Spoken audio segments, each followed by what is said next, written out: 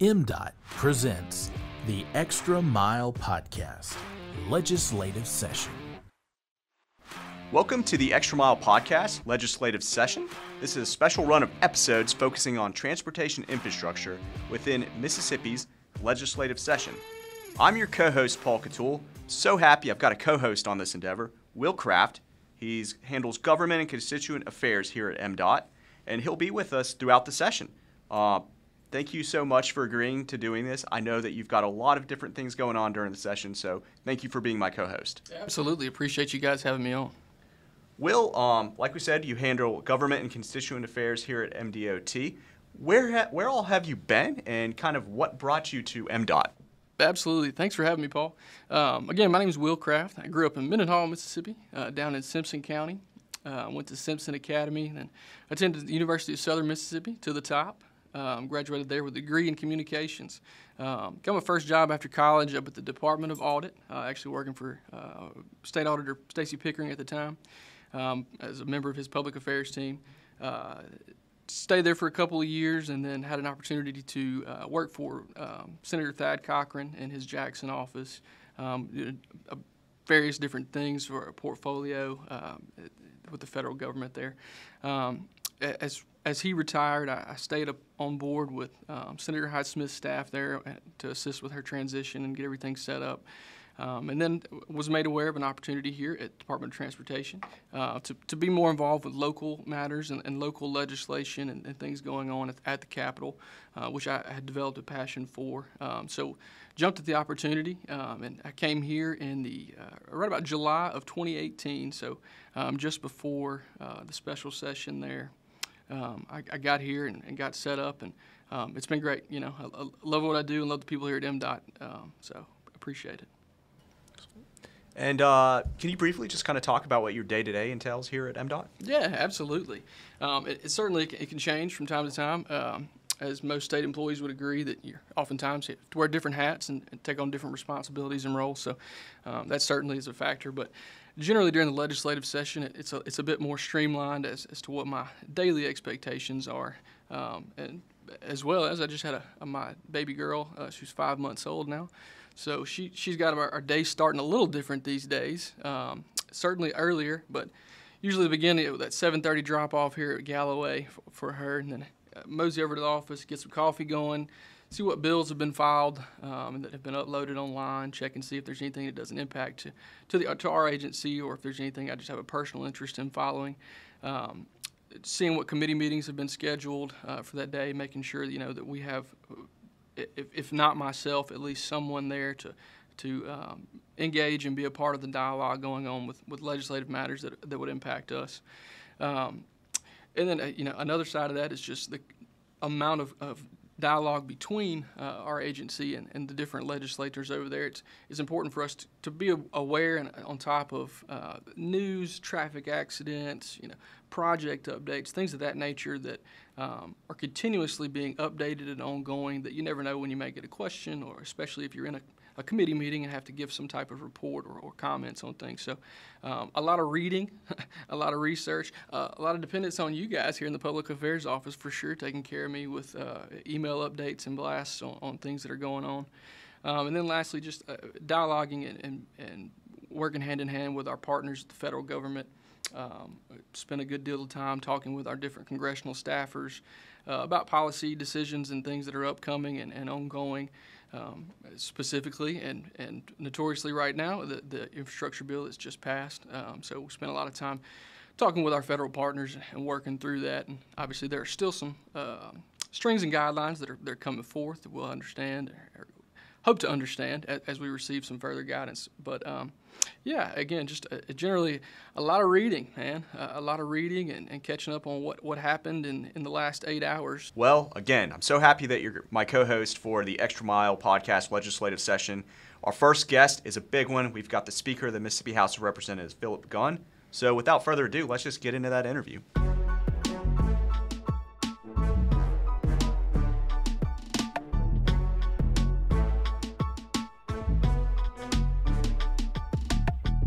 We've got a very special guest today, Speaker of the Mississippi House of Representatives, Philip Gunn. Speaker Gunn, I've got a little information on you. Began serving in the Mississippi House of Representatives in 2004, became Speaker of the House in 2012. I know it's a very busy time for you right now. Thank you so much for joining us. Absolutely. It's great to be with you, and thank you so much for letting me have an opportunity to come and talk. Of course. We'll get into the legislative session a little bit more, but first of all, I just kind of wanted to go a little broad. You know, as transportation infrastructure being kind of a core function of government, can you tell me, in your opinion, why it's important for Mississippi to have a robust, safe, efficient transportation infrastructure network? Yeah, absolutely. I tell this story in some of the speeches that I give, and when people ask that question, I had the opportunity last summer to meet with a man from Washington who is a lobbyist for, I think it was the American equipment manufacturers. And his job was to go around the country and to find sites for companies to put their industry, put their companies in different states. And so I just said, tell me what you look for when you're looking to move around the country and put a company in a state or in a location. What are some of the things that you look for? And most economic developers will tell you the same thing. As we move around the country and we try to attract jobs and industry to the state of Mississippi, it's important to know what they're looking for. He said the number one issue for them is workforce. You've got to have qualified, educated, reliable people who can come and work at your factory. He said the second thing is infrastructure. He said they've got to have the ability to get their product to market. They got to have their an assurance. And when I say infrastructure, it's more than just roads and bridges. It's electricity, it's water, it's access to the internet. All those things come into play. But that just kind of brought it home for me to realize just how important infrastructure is we try to increase jobs in Mississippi, which is going to result in economic prosperity for all of us. Infrastructure is one of the top two things that companies look for. And then they turn to other things like quality of life issues, as I call it. What's your school system like? What's your crime rate? Are there good neighborhoods for us to live in, my kids to go to school, that sort of thing. And I've talked to a lot of communities around the state about that. They want to know, when are we going to get a company to come to our town? And I tell them, you got to have good answers to those questions. You got to have an educated, reliable workforce. You got to have good roads, bridges, streets, etc. But you also got to have good schools. You got to have a low crime rate. You got to have good neighborhoods for these people to live in. They're not going to come to your town if they don't have an assurance that those things matter. But that's I think highlights the importance of infrastructure. And as Continental Tire in Clinton is another example. You had a railroad right in front of that facility. I don't know how familiar y'all are with that job site, but there was a railroad that runs right in front of it. Interstate 20 runs right in front of it. Interstate 55 is within 15 miles of it, and the Mississippi River is within 30 miles of it. So that's the kind of infrastructure that these people are looking for. Not only get materials and products in so that they can produce whatever it is they're producing, but the ability to get those products out. And then, of course, it affects quality of life, like I talked about a minute ago. People want good roads and streets to ride on. And I can't tell you how many complaints we get around the state when a bridge or a road is not open or it's got full of potholes, and people like to have good quality roads to ride on. So all of those things play into why infrastructure is important. And I would even add that, as Mississippi here, we have a predominantly rural state that spends a lot of time commuting. So just even further on that quality of life aspect, the ability to spend that much time on the roadways and not have to continually fix and repair vehicles. And that's an excellent point regarding the rural nature of our state. We have a lot of farming, a lot of people trying to get crops to the mills and the places that they have to get their crops to. It affects their ability to do that as well. I was aware of one company, and I think it was Clarksdale many years ago, who purchased materials from Tupelo. There was some provider in Tupelo that gave them the product that they needed. And on Highway 6, I think there were 12 or 13 bridges that were insufficient to carry the weight. So this company, rather than just driving from Tupelo to Clarksdale, had to go up to Memphis and go across and drop down, which was like twice as far. And so that not only added to their time, it added to their labor, their overhead, their costs, and it just showed how that affected the ability of both companies to make a living and to afford costs. So all of those things, we could go on and on with more stories, But the point is, infrastructure is very important. We recognize that. Certainly, very, very insightful there. I like to think that state government is kind of a team sport. There's a lot of different players. Can you talk about the House side of things and what the House does to kind of advance things?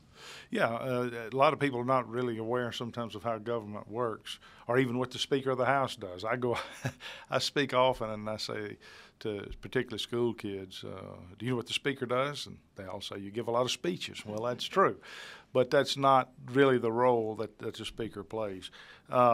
Everybody knows just basic civics. We have two chambers in our legislature, the House and the Senate. Lieutenant Governor presides over the Senate. The Speaker presides over the House.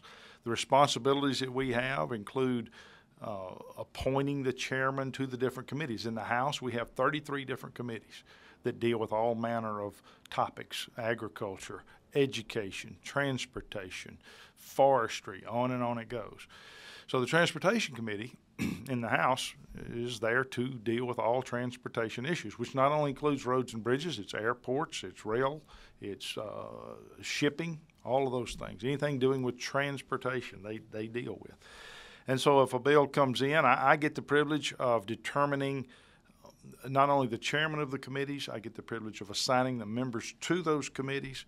And then when the bills are introduced, I read the bills and determine what is the subject matter here, and then I assign the bill to the various committees, depending on what the subject matter is. And so when a transportation bill is introduced, I look at it, determine, what is it, and this goes to the Transportation Committee. That is then given to that committee, which is one of the larger committees in the House. I will tell you that it is the most requested committee in the House. Maybe next to education, but actually I think the last time I did the committees, transportation was requested by almost 80 of the 120 members that we have in the House. So House members really like to serve on that committee. They understand the importance of that committee. We have rules that limit the number of people that can be on that committee. I think it's 29 is the maximum that can be on that committee. So I go about trying to select members to that committee based upon geographic considerations. I want members from all parts of the state on that committee. Seniority plays a part into that. The more senior members obviously get their requests first, but we try to have a very diverse committee, Republican, Democrat, all geographic regions of the state, so that everybody can have a voice. All regions of the state have a voice in what's going on in their area. These are the transportation needs. These are the things we need to address, so on and so forth. We also have a lot of requests that go along with or that entail an appropriation. So you've got not only the transportation consideration but the financial consideration. So sometimes a bill will be double referred. Some people think that is an attempt to kill the bill. That is not true. I'll give you a simple illustration. We name roads after people all the time. People have died. They've done significant things. We name a road for it. There is a cost, as you well know, that goes along with maintaining that stretch of road. There's a sign that's got to go up out there. There's certain maintenance responsibilities. So it's not a bill like that, while you would think we'd have no problem naming it after somebody, and we generally don't, you still have the decision, is this road worth naming, or is this person worth having a road named after them? That decision's got to be made at the Transportation Committee. But then you have to send it to the Appropriation Committee for their decision about, yes, we want to spend money on that. So just because it's double referred doesn't mean we're trying to kill it. But that would be an example of how we refer bills, and any bill that is a transportation issue that entails or is going to involve the expenditure of dollars, then the Appropriation Committee has to be involved in that process too and make that decision that, yes, this is something that we need to do. So that's kind of how it works on the House side. The Senate has a Transportation Committee as well, functions in the same way. They introduce bills on their end that are important to them. We do on our end. We each pass our respective bills. Those things are traded, and we debate each other's bills. And if an issue or a bill is not agreed upon in the way it's drafted, then that bill has to go to conference, which is something that people don't understand. The last weekend of the session is what we call conference weekend. So you've got a House bill, you've got a Senate bill. They both deal with the same subject matter, but they're not identical, and they've got to be negotiated and discussed those individuals sit together, those two committees get together, they hammer out those differences, and they'll produce a conference report, which is then returned for consideration by both chambers. So you've heard it said often, the legislative process is like making sausage. You don't want to see sausage being made. You don't want to see legislation being made. Our founding fathers wanted it to be difficult to pass laws. There's a lot of hurdles that a bill has to jump through. Committees on both ends of the building, points of order that can be raised, a chairman that doesn't like the bill. There's a lot of ways to kill a bill, but it's very hard to get one passed. They got to jump through a lot of hurdles to get there, and that's by design. They want it difficult for government to pass laws. That's more than you asked for, I know. No, that was a great explainer, and that's what we want. We want people to kind of understand the whole process. Well, and I would just add to, speaking of your House members and specifically the Transportation Commission, we certainly appreciate Chairman Busby and Vice Chairman Massengill. A great relationship with them, and we appreciate them very much. Well, they're both passionate about this topic, and they work very hard. Chairman Busby's an engineer, so he's got a better than average understanding of what is involved in building roads, and then Vice Chairman Massengill works for a trucking company who obviously is very concerned about the conditions of roads and moving products around the country and that sort of thing. So both of them have an above average knowledge of this field and above average interest in what goes on here. And I'm very fortunate to have both of them handle this topic for me. Excellent. Is there anything kind of that we can talk about that's coming up in the session as it pertains to transportation, or is it just kind of you got the ARPA funds. Everybody's talking about the ARPA funds. These are the dollars that have come down from Washington as a result of COVID, and we have a substantial amount of money there that we're going to be looking to spend. The good news is, I guess, is that we have quite some time to decide how those dollars are going to be spent. Under they put a lot of conditions and restraints on the expenditures of this money. They just didn't give us $1.8 billion and say, go spend it like you want to. There's another infrastructure bill on top of that, as y'all well know, the IIJA bill. What does that stand for? Interstate and Infrastructure something Act. I forget what the Jobs. That's what it is. Infrastructure Jobs Act. That's another $1 billion that's come down. And so between those two pots of money, we've got about $2.8 billion. And then on top of that, we have another $1 billion just in excess revenue. So we've got over $3 billion that we can look to spend on a lot of different things around the state. Obviously, the infrastructure money's got to be spent on infrastructure. But the ARPA funds and the excess revenues we can spend on a lot of different things. Now, it's my understanding that the ARPA funds carry with it a condition that you can't spend it on roads and bridges. They wanted that infrastructure money to be spent on roads and bridges. But you can spend it on things like water, sewer, and other infrastructure type needs that we'll be looking to do. So we've received a lot of requests from around the state, cities and counties, notifying us of bridge needs, road repairs, that sort of thing. So we'll be looking at all of that this coming session. But what I started to say a minute ago was we've got 3 years to do that, though. You got till 2024 to make those decisions. So all those decisions do not have to be made this session. Some of them will be. We are aware of some urgent needs around the state. I've had conversations with Brad White. He has provided to me a list of needs that we're looking at, and we will be looking to obviously meet some of those needs this session. The conditions for spending these dollars, as I understand it, are decisions have to be made by 2024, and the project has to be finished by 2026. So we will have to decide. We have 3 legislative sessions still, the 22 session, which we're in right now. Next year will be 23, and the next year will be 24. So we got 3 legislative sessions to make decisions about how these dollars are going to be spent. And then once you award the dollars to the projects have to be finished by 2026, completed. Broadband is a big topic of discussion within those dollars. We will probably be looking at ways to expand broadband around the state.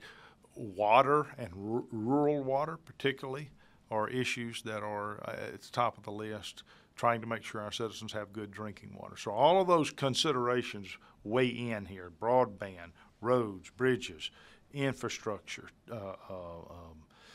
water, tourism. All of these are different groups that are asking for money that we're going to have to decide how we're going to spend that. But we certainly have the opportunity here to do a lot of improvements on our roads and bridges. I would also like to reference what we did in 2018. Many people will recall in the special session of 2018, we had, in August of 2018, we had a special session. There were three big topics that we handled there. One was how to spend the BP money that came in from the oil spill down on the coast. The other was implementation of the lottery. And then the third item was a road and bridge plan, which I'm very proud that members of the House are the ones that brought that plan forward. What that did was take a portion of our use tax, $120 million every year, and we give $50 million to the cities, and we give $50 million to the counties, and we put the additional $20 million in the emergency road and bridge plan.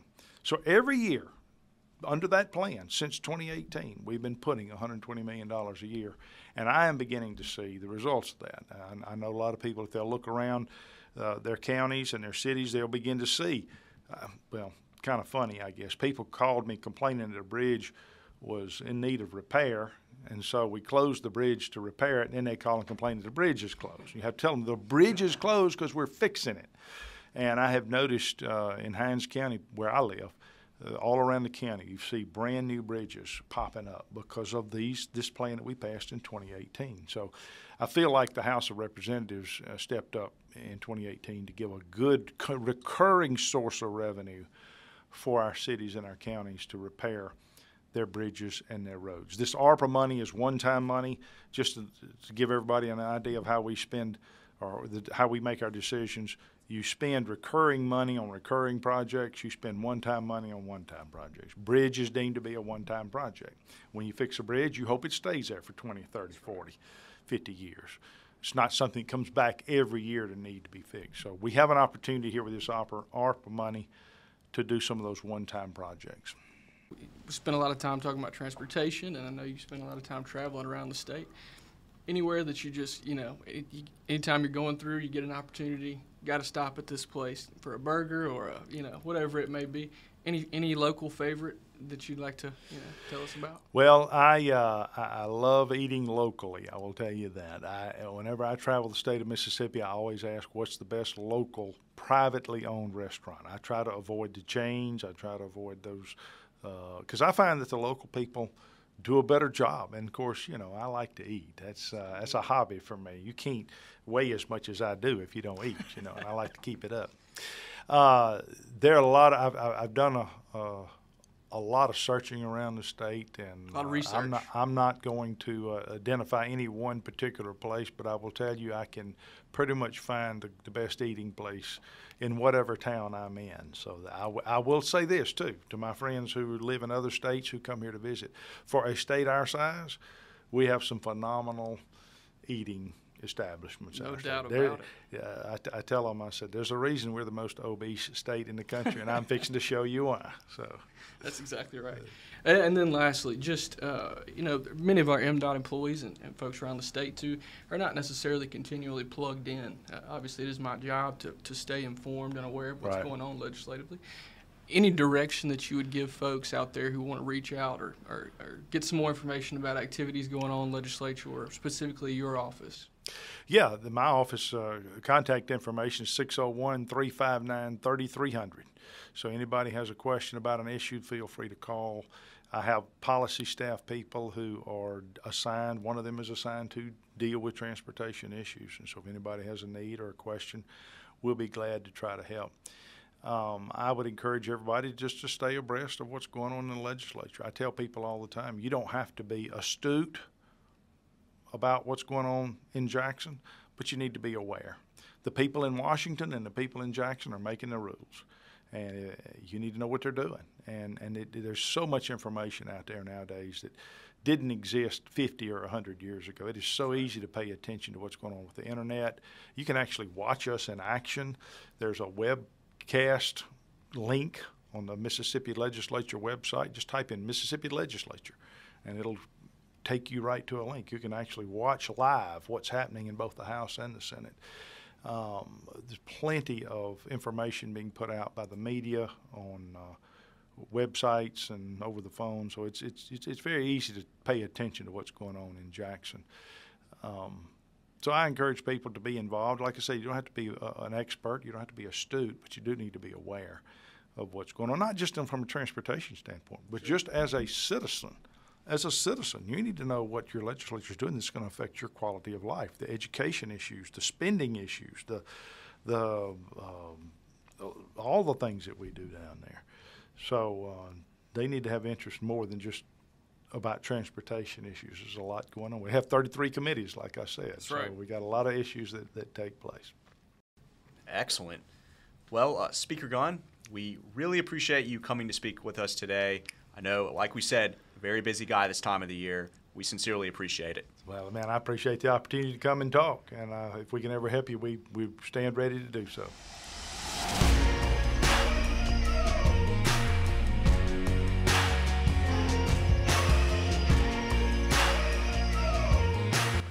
All right, that wraps up a great first episode of the Extra Mile Podcast legislative session. Before we get out of here, we want to thank Speaker Gunn again. Thank you very much, Mr. Speaker. And to keep up with MDOT, remember to follow us on Facebook and Twitter at Mississippi DOT. And as always, remember to drive smart out there on Mississippi highways.